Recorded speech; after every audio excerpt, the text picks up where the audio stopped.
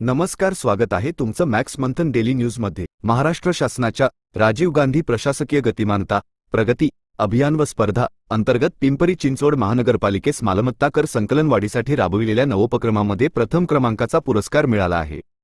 आज मुंबईतील सह्याद्री राज्य अतिथीगृह येथे नागरी सेवा दिन 2025 आणि राजीव गांधी प्रशासकीय गतिमानता प्रगती अभियान व स्पर्धा 2023 ते 24 व 2024 ते 25 च्या पारितोषिक वितरण समारंभात मुख्यमंत्री देवेंद्र फडणवीस यांच्या हस्ते आयुक्त शेखर सिंह यांनी हा पुरस्कार स्वीकारला।